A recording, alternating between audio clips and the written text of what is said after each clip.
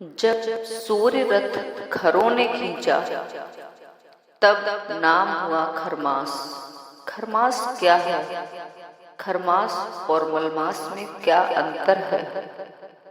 14 मार्च से सूर्य के मीन राशि में आने पर खरमास आरंभ हो गया, जो 13 अप्रैल तक रहेगा।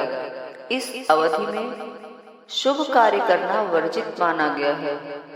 मार्कंडेय पुराण के अनुसार सूर्य अपने 7 घोड़ों के रथ पर बैठकर पूरे ब्रह्मांड की परिक्रमा कर रहे थे।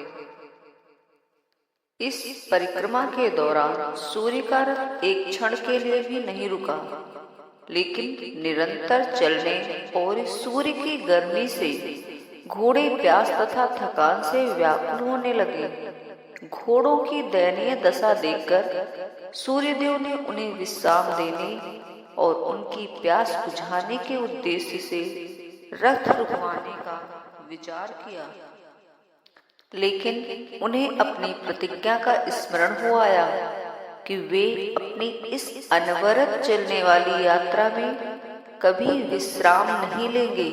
यह विचार करते हुए सूर्यदेव का रथ आगे बढ़ रहा था।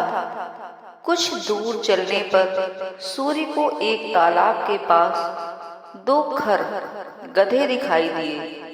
उनके मन में विचार आया कि जब तक उनके रथ के घोड़े पानी पीकर विश्राम करते हैं, तब तक इन गधों यानी दोनों खरों को रथ में जोतकर आगे की यात्रा जारी रखी जाए। ऐसा विचार कर सूर्य ने अपने सारथी अरुण को उन दोनों खरों को घोड़ों के स्थान पर जोतने की आज्ञा दी। सूर्य के आदेश पर उनके सारथी ने खरों को रथ में जोत दिया। खर अपनी मंद गति से सूर्य के रथ को लेकर परिक्रमा पथ पर आगे बढ़ने लगे। मंद गति से रथ चलने के कारण सूर्य का तेज भी मंद होने लगा। सूर्य के रथ को इन खरों द्वारा खींचने के कारण ही इसे खरमास कहा गया है। खरमास साल में 2 बार आता है, एक जब सूर्य धनु राशि में होता है, दूसरा जब सूर्य मीन राशि में आता है।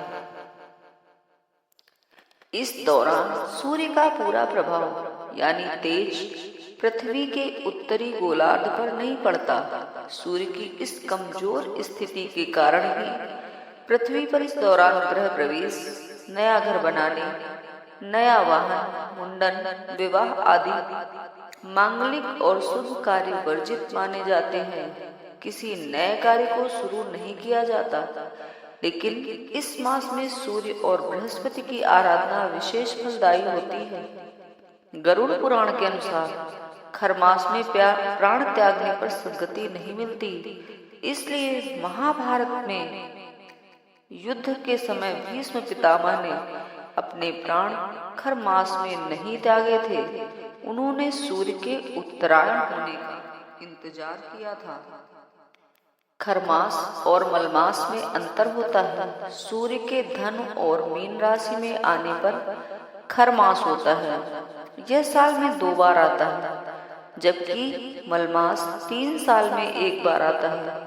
इसे अधिक मास और पुरुषोत्तम मास भी कहा जाता है। असुर हिरण्यकश्यप को वरदान था कि उसकी मृत्यु 12 मासों में से किसी मास में नहीं होगी, इसलिए भगवान विष्णु ने उसका वध करने के लिए मलमास की रचना करी थी। जय विष्णु।